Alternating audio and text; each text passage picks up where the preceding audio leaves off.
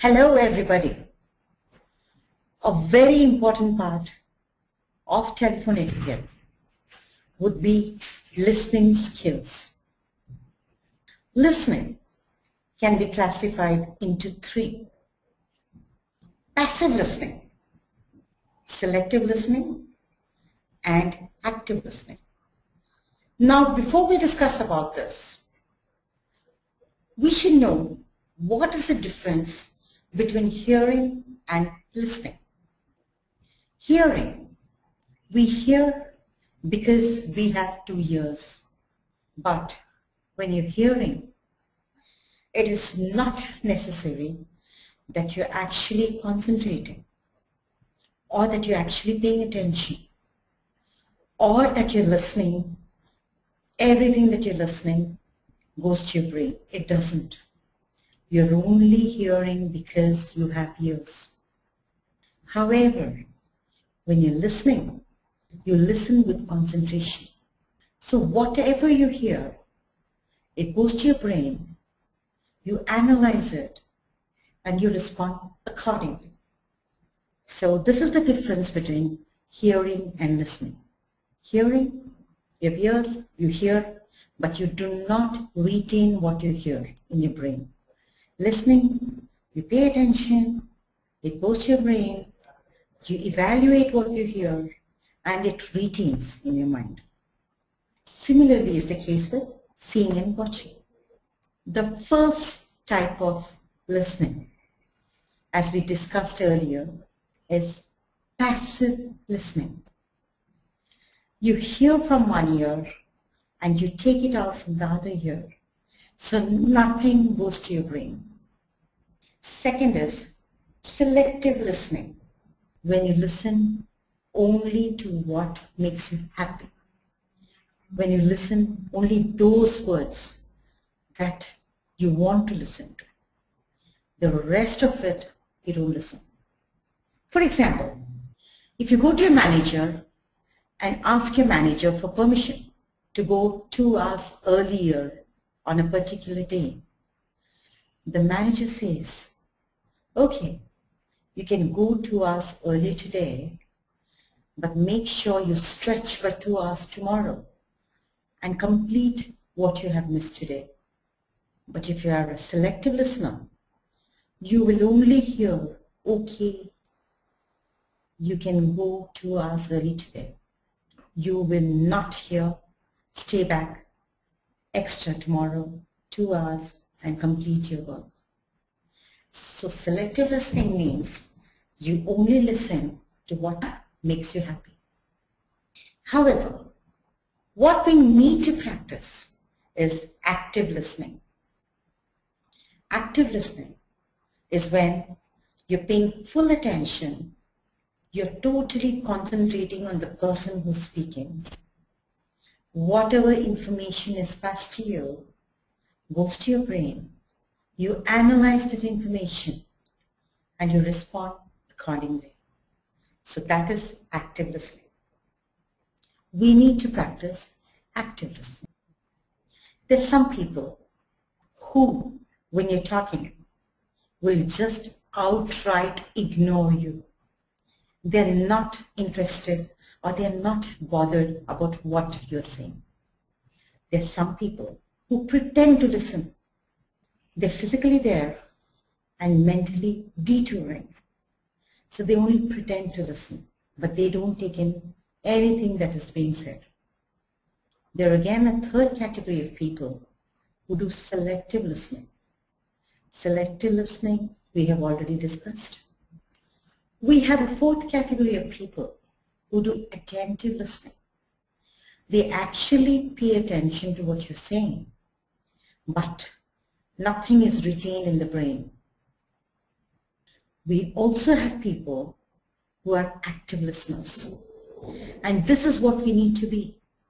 We need to be active listeners so that we understand, we comprehend everything that we're listening to, so that we can take it to our brain, so that we can evaluate whatever we have heard and respond accordingly.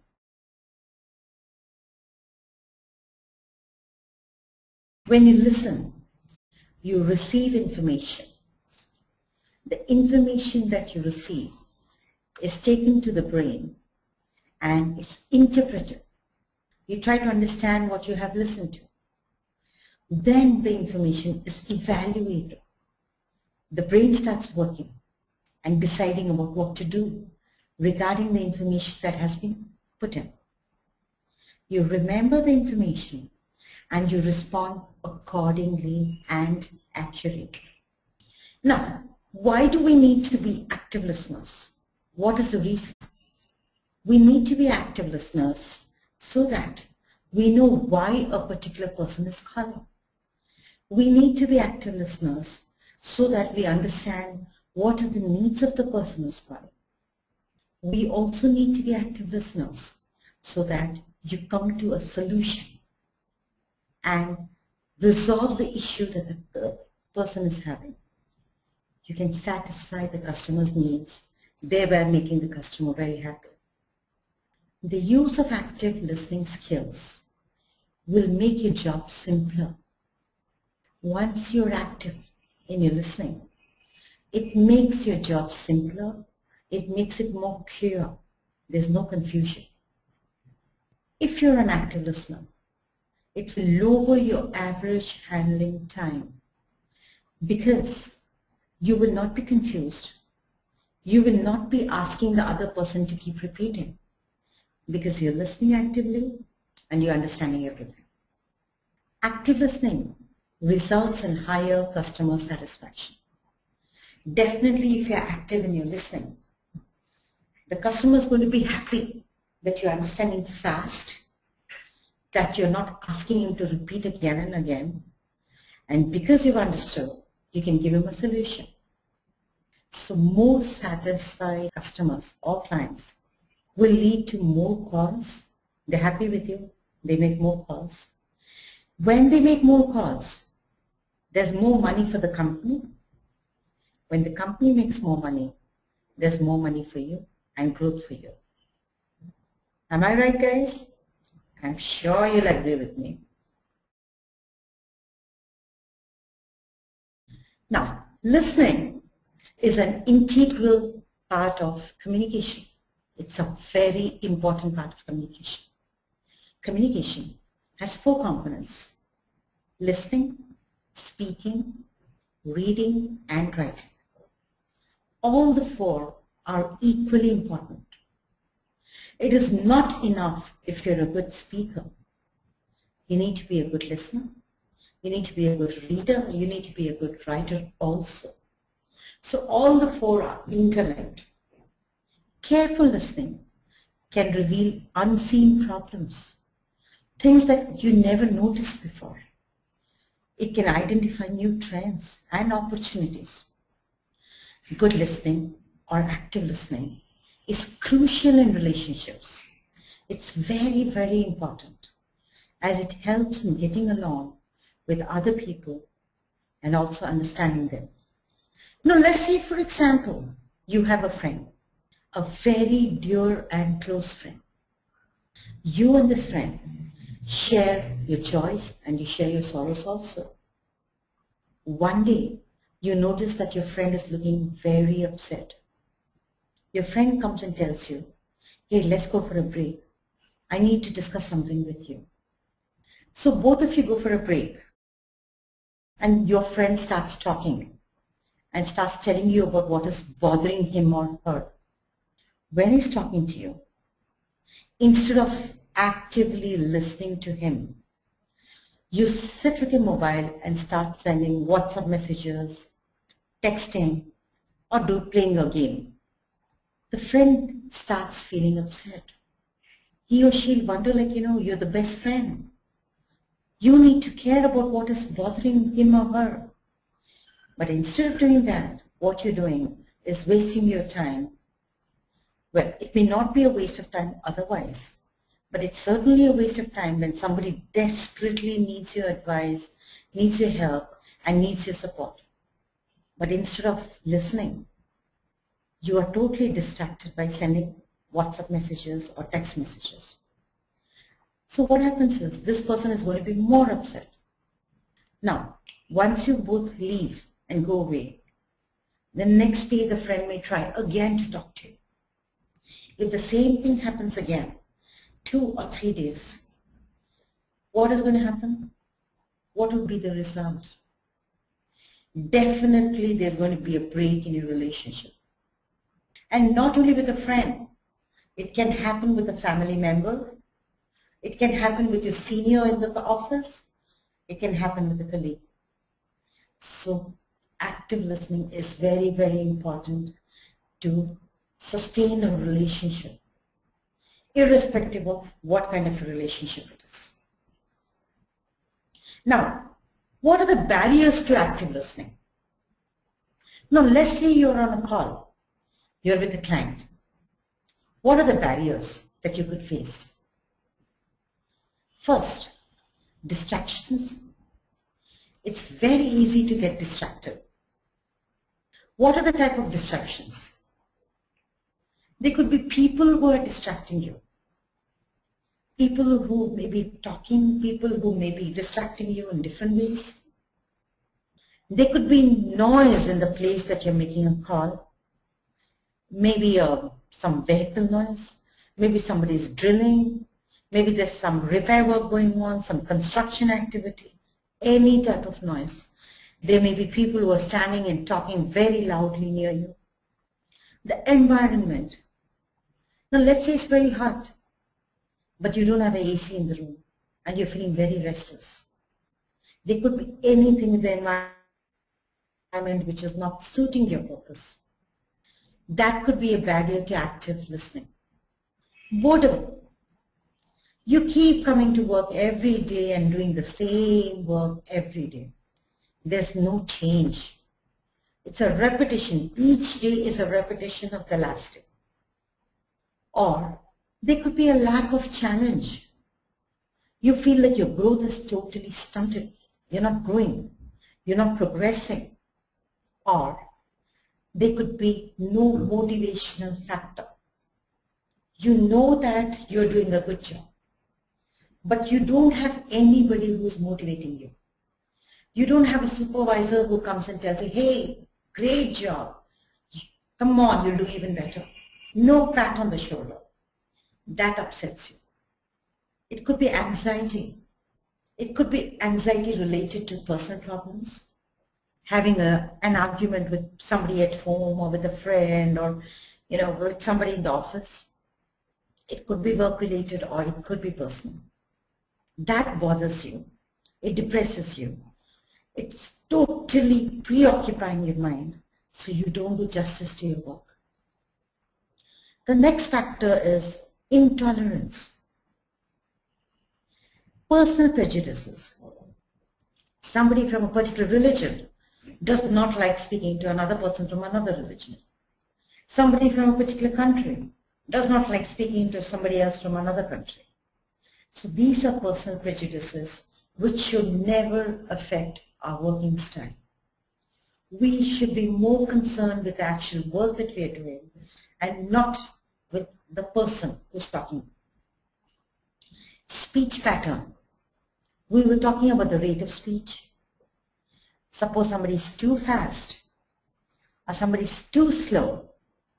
We find it difficult to understand what that person is saying. At the same time, if somebody has got a very strong accent, we may find it difficult to understand that person. Familiarity, again, is something like repetition of work. Too many similar situations. We also have presumption, which is a barrier to active listening. What do you understand by presumption?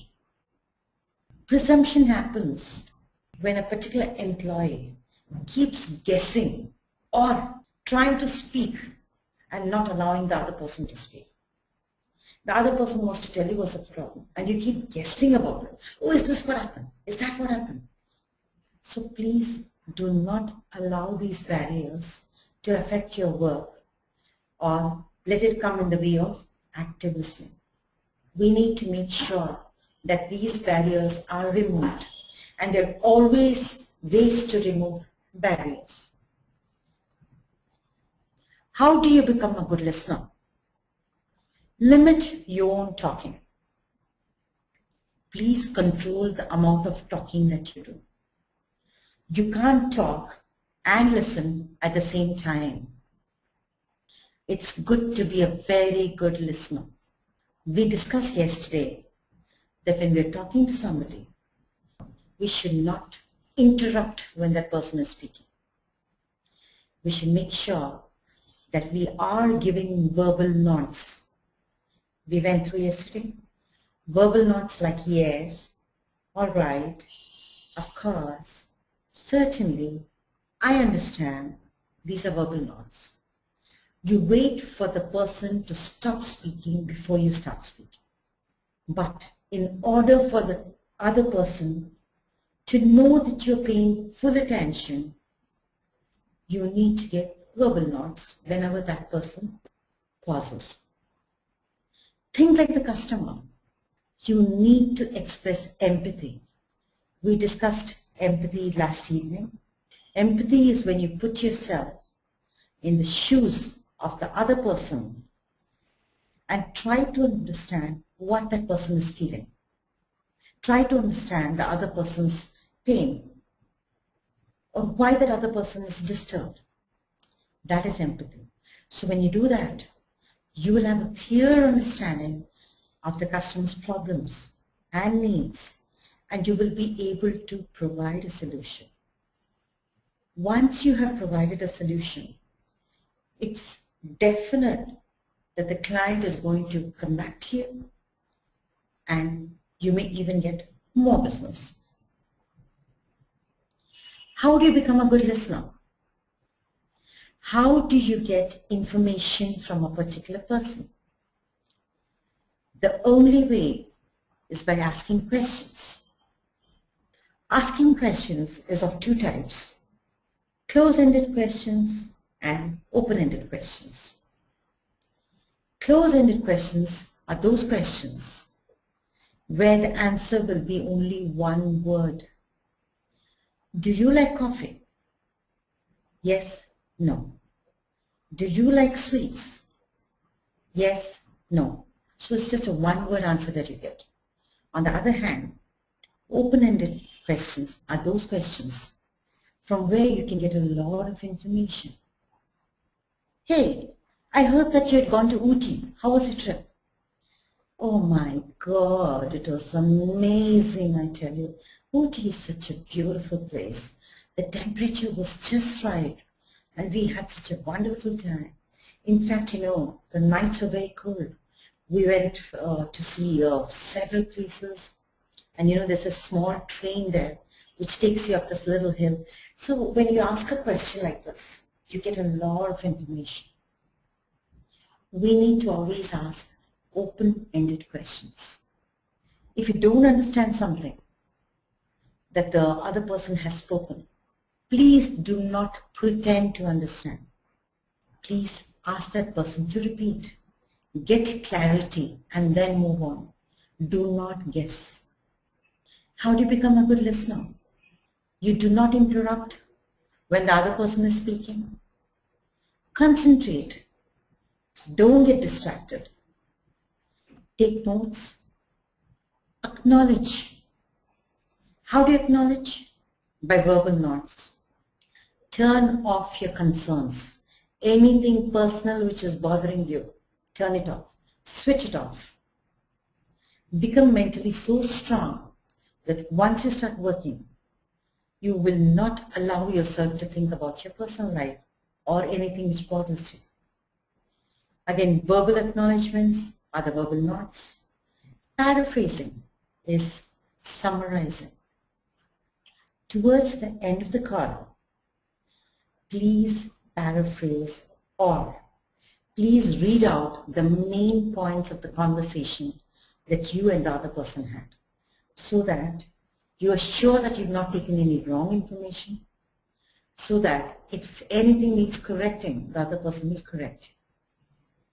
Question and probe is also an indication that you're a good listener. If you're probing or if you're questioning the person you're talking to. but make sure that the questions are appropriate and they're relevant to what you're talking about. Prepare in advance. Prepare for the call in advance. We have already discussed this. You have a notebook and a pen. You maintain a straight posture. You do not eat, drink, or chew gum during the call. Be a good listener. Be patient. Allow the other person to talk. React and respond to ideas. You should be only concentrating on the discussion. Don't bother about who's the person. That doesn't matter. Don't jump to conclusions. Don't keep guessing. Be attentive to what the other person is talking about. When do customers feel that they're being interrupted? When do they get upset? When you speak over the customer. When I say when you speak over the customer, that does not mean that you're standing on top of the customer and speaking. That was just a joke, guys. But when you speak over the customer, that means the customer is speaking and you start talking louder than the customer because you want the customer or the client to listen to you. You don't want to listen to the client. So that is extremely rude.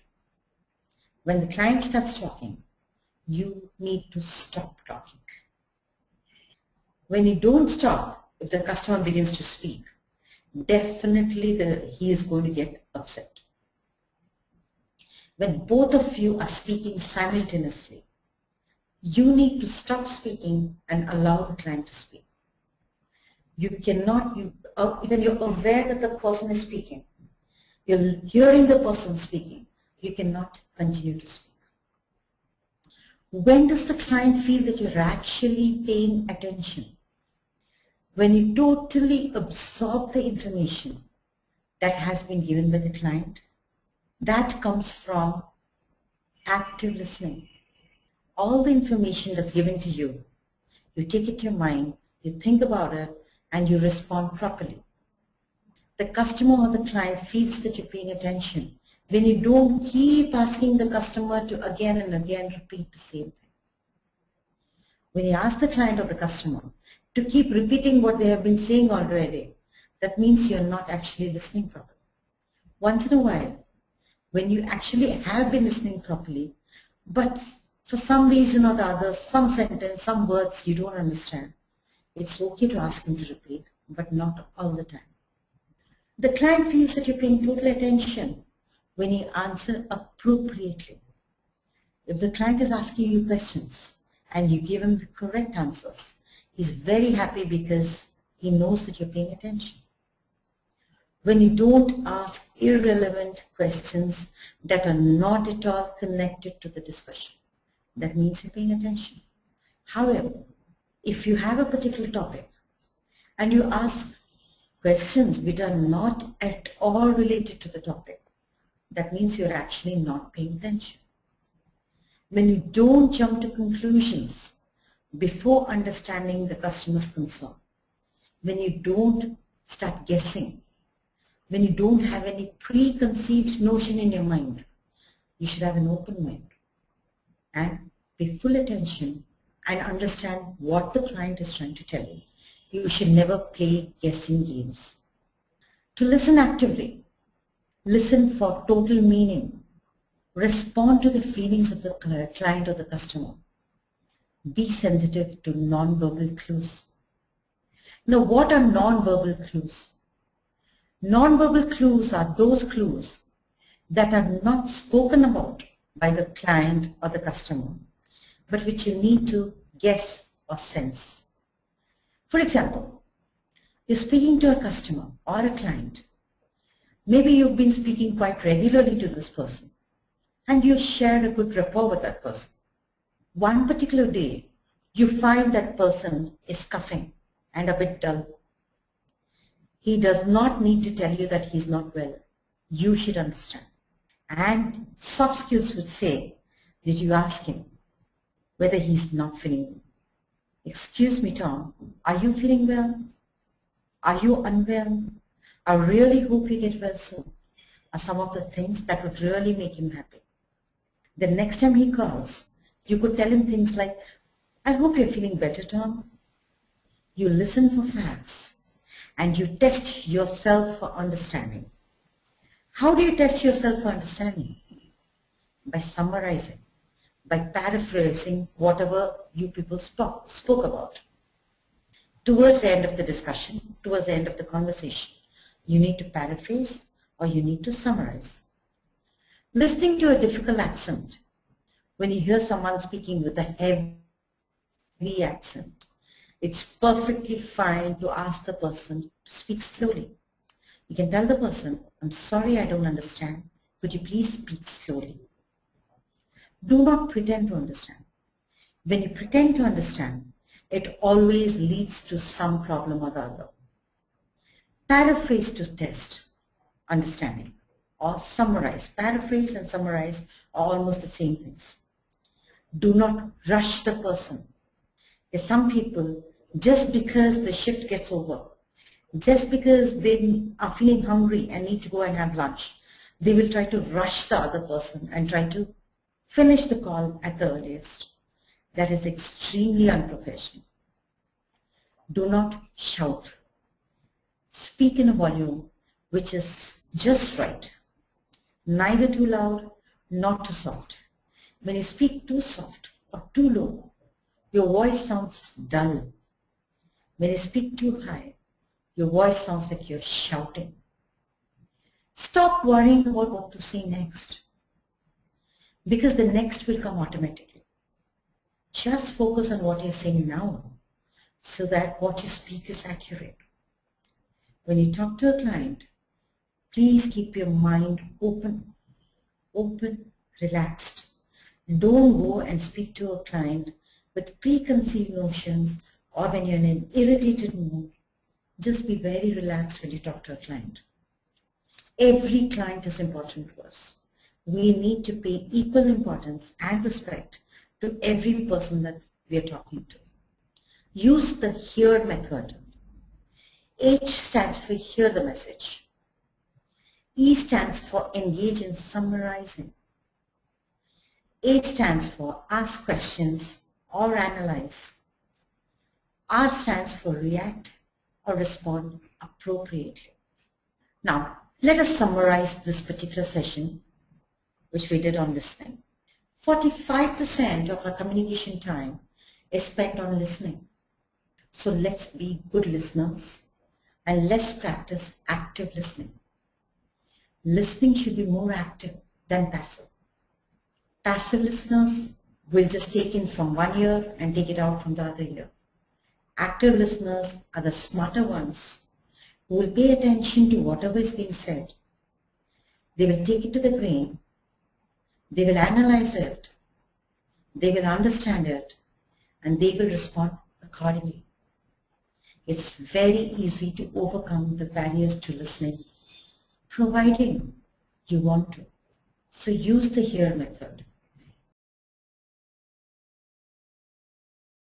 I just received a question from Shankar Lal asking me if Indianism is getting accepted. If so, to what extent? I would just like to explain to all of you that Indianisms can never get accepted because of the fact that they are not part of the standardized language that we need to follow. Now let me tell you one thing. The most standardized form of English originates from UK. The English that the Queen speaks gets refined to an extent by BBC, British Broadcasting Corporation. So what comes out of it after the refining is called the Queen's English or received pronunciation. This English is considered the most standardized form of English all over the globe. The English that Americans speak is not considered standardized. In fact, it's considered substandard because of the number of slangs that are used, the jargons that are used, and there's no etiquette which is followed. So the highest standard of English originates from UK. We are very lucky that we speak British English, probably because of the British rule in India for so many years. But anyway, be happy that we follow British English. Now, Shankar, you want to know more about the origin of the term etiquette. Like I told you, the word etiquette originates from France. Etiquette means code of conduct or rules or guideline. We need to follow certain rules for anything. It can be telephone etiquette, it can be email etiquette, dining etiquette, any type of etiquette. So we need to follow some rules.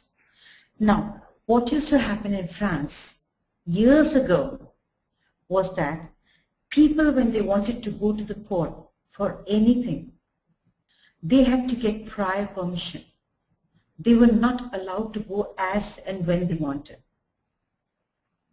So before going to the court, they would get the approval of the court, and the court would send them a piece of paper on which the rules and regulations or the code of conduct to be followed inside the court would be written. So the people who wanted to go to the court would have to follow these guidelines or the conduct. Now, this piece of paper was called a ticket.